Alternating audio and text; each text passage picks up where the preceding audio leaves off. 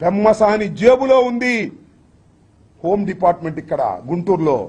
అందుకే చెప్తున్నా పెమ్మసాని, నేను ఏ పోస్ట్ పెట్టానంటున్నారుగా, ఏమని ఎప్పటికైనా నువ్వు శిక్షించక తప్పదు అని సంఖ్యలు వేసి పెట్టానంటున్నారు కదా, అది బొమ్మ మాత్రమే, కార్టూన్ మాత్రమే. వచ్చేది జగనన్న ప్రభుత్వం. నీకు సంఖ్యలేసి నిలబెడతాను, గుర్తుపెట్టుకోమని మనం వచ్చే సంఖ్యలేసి నిలబెడతా.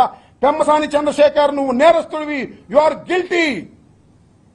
గుండె బరువుతో చెప్తున్నా, నా ఇంటి మీద దాడి గుర్తొచ్చి చెప్తున్నా, నా కారులు పగలగొట్టిన సంఘటన చూసి చెప్తున్నా, నా కుటుంబ సభ్యుల్ని వేధించిన సంఘటనలు గుర్తొచ్చి చెప్తున్నా, యు ఆర్ గిల్టీ.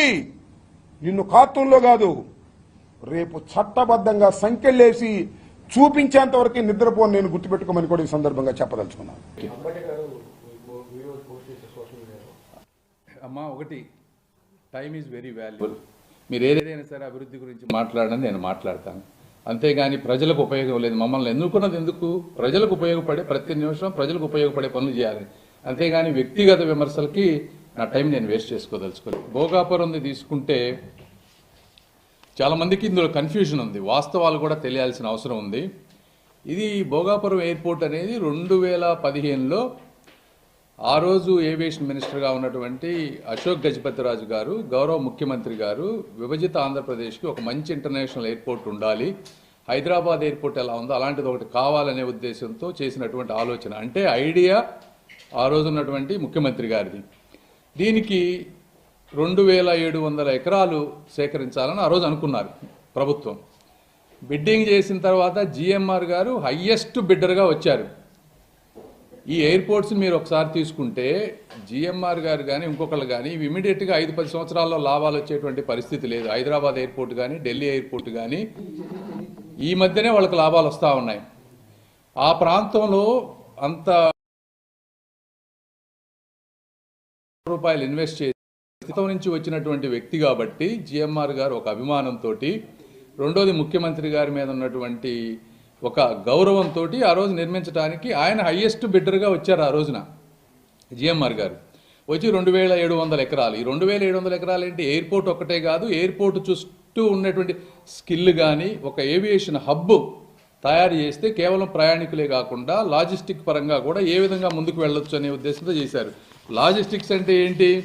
ఇప్పుడు మీరు వైజాగ్ ఎయిర్పోర్ట్ తీసుకుంటే 5000 టన్నులు మాత్రమే ఎక్స్పోర్ట్ అవుతుంది అక్కడి నుంచి.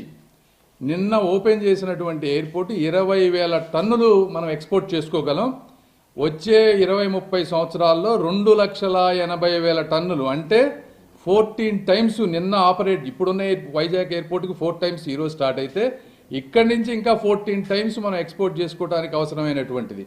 ప్రయాణికులు ఈ రోజున 60 లక్షలు ఇప్పుడు అక్కడి నుంచి వెళ్ళే అవకాశం ఉంది. ఇప్పుడు చేసింది 60 లక్షలు వెళ్ళేది. ఇది కూడా ఎక్స్పాండ్కి 4,30,00,000, అంటే 7 రెట్లు ప్రయాణికులు పెరిగినా కూడా ఉండాల్సిన అవసరం. ఇలాంటి ఉద్దేశంతో 2700 ఎకరాలతోటి ఒక ఎయిర్పోర్ట్ని ప్లాన్ చేశారు ఆ రోజున. మనం చేస్తే ఏమైంది? 2700 ఎకరాల్లో గవర్నమెంట్ 2019కి వెళ్ళేటప్పటికి 2200 ఎకరాల భూసేకరణ జరిగింది. మిగిలిన భూములు కూడా ఎందుకు జరగలేదు? మిగిలిన 500 ఎకరాలు జగన్మోహన్ రెడ్డి గారు అక్కడికి వెళ్ళి 1-2 ఇయర్స్ ముందు మీరు ఇవ్వద్దు, చేస్తాను కాబట్టి మీరు ఇవ్వద్దు అని చెప్పి అక్కడ వాళ్ళ నాయకులతోటి ముఖ్యమైన, అంటే రన్వే వీటికి వెళ్ళే వాటికి సంబంధించినటువంటి ల్యాండ్లు దాదాపు 500 ఎకరాల్లో కోర్టులో కేసులు వేయించారు ఆయన. ఆ 500 ఎకరాలు కోర్టులో కేసులు వేపిస్తే ఆ రోజు మనం భూమి పూజ చేసాం, ముందుకు వెళ్ళలేదు. 2019 జగన్మోహన్ రెడ్డి గారు వచ్చింది, వాళ్ళ మనుషుల చేతే వాళ్ళని వేరే రకరకాలుగా, అవన్నీ నేను డీటెయిల్స్లోకి వెళ్ళలేను కానీ రకరకాలుగా మేనేజ్ చేసి ఆ కోర్టుల నుంచి కొన్ని కేసులు విత్డ్రా చేయించి ఆ 300 ఎకరాలు దాదాపుగా ఎక్వైర్ చేశారు. కంప్లీట్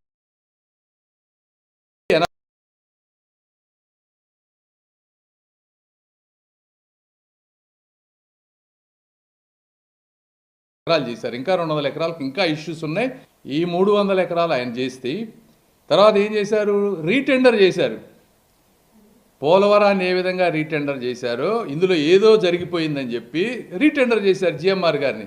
ఆయనేమో జిఎంఆర్ గారు రాష్ట్రం మీద ఆ ప్రాంతం మీద ఉన్నటువంటి ప్రేమతో ఇంటర్నేషనల్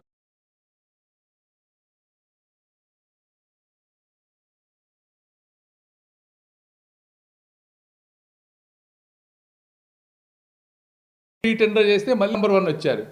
వచ్చిన తర్వాత మొదటి టెండర్ ఏదైతే చేశారో ఉన్నాయని టెండర్ కండిషన్స్ ఏమీ మార్చకుండా మళ్ళీ అది కంటిన్యూ చేశారు. సో జగన్మోహన్ సంవత్సరాల్లో సాధించింది ఏంటి అంటే దీన్ని డిలే చేయటం, ఈ 500 ఎకరాలు ఏదైతే వాళ్ళు కేసులు పెట్టి అడ్డం పెట్టారో ఒరిజినల్ రేటు కంటే ఎక్కువ కాంపెన్సేషన్ వచ్చే విధంగా వాళ్ళ మనుషుల చేత కేసులు పెట్టించి వాళ్ళ నాయకులకి, మళ్ళీ ఇందులో రైతులకు న్యాయం జరగలేదు, అక్కడ ఉన్నటువంటి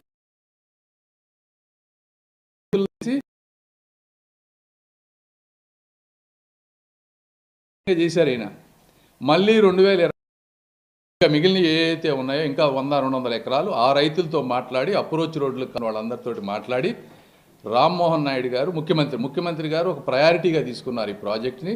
రామ్మోహన్ గారు ప్రతి నెల ఇక్కడ రివ్యూ చేశారు. దాదాపు నాకు తెలిసి ఒక 10 సార్లు అక్కడికి వెళ్ళారు. ప్రతిసార్లు రామ్మోహన్ నాయుడు గారు అక్కడికి వెళ్ళి ఇవన్నీ క్లియర్ చేస్తే నిన్న కంప్లీట్ అయినటువంటిది భోగాపురం.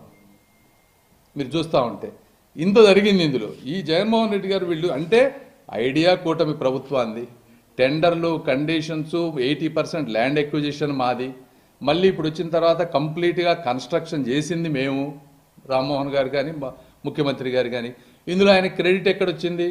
ఆయన 300 ఎకరాలు ఆయన అడ్డం పెట్టి వాళ్ళ నాయకులకు డబ్బులు ఇప్పించి అక్కడ రైతులకి అన్యాయం చేసి నాకు క్రెడిట్ కావాలంటారు. ఇది కాదా వాస్తవం జగన్మోహన్ రెడ్డి గారు? మీరు కాదంటే మీరు డిబేట్కి రండి దీని గురించి.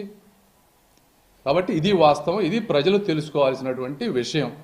జగన్మోహన్ రెడ్డి గారు ఈ రోజున అమరావతిలో కొంతమంది రైతులను అడ్డం పెట్టి అక్కడ సీడ్ యాక్సెస్ రోడ్లు రాకుండా ఎటువంటి చేస్తూ ఉన్నారో ఆ భోగాపురం ఎయిర్పోర్ట్ను కూడా అదే విధంగా చేసి కాలయాపన చేసి ప్రజలకి నష్టం చేశారు. ఆ రోజున ఏం చెప్పారు రైతులకి? మీరు కొన్ని రోజులు అయితే మీకు ఇంకా 2 లక్షలు ఎక్కువ వస్తాయని చెప్పి ఆ ప్రాంత ప్రజలకు చెప్పారు. 2 లక్షలు ఒక ఎకరానికి ఎక్కువ వస్తుందని. ఆ ఎయిర్పోర్ట్ కనుక 3 సంవత్సరాల క్రితం కనుక అయిపోయి ఉంటే 2000 మందికి పైగా ఉద్యోగాలు వస్తే నెలకి 20,000 రూపాయలు,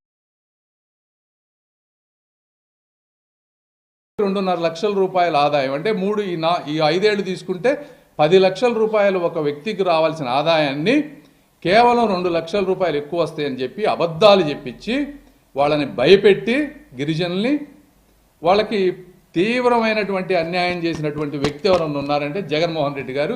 ఇలాంటి రాజకీయాలని చెప్పి ప్రజలు తెలుసుకోవాలని చెప్పి నేను కోరుకుంటా ఉన్నాను. సార్ ఇప్పుడు ఇన్ఫ్రాస్ట్రక్చర్ అనేది డెవలప్ కాలేదు అంటే ఎయిర్పోర్ట్ వరకు కంప్లీట్ అయింది, కానీ కనెక్టివిటీ అనేది సరిగ్గా చేయకుండానే హడావిడిగా చేశారని ఇంకో కామెంట్.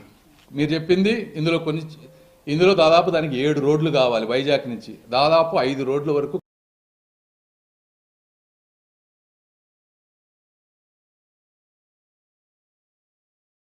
వాస్తవమే, కానీ భవిష్యత్తు దృష్ట్యా దూర ప్రాంతంలో కావాలి. ఇదే చెప్తున్నా. జగన్మోహన్ రెడ్డి గారికి 5 సంవత్సరాలు ఉండింది కదా, రోడ్లు వేయొచ్చు కదా. ఒక్క రోడ్డు అన్న వేసారా ఎయిర్పోర్ట్కి?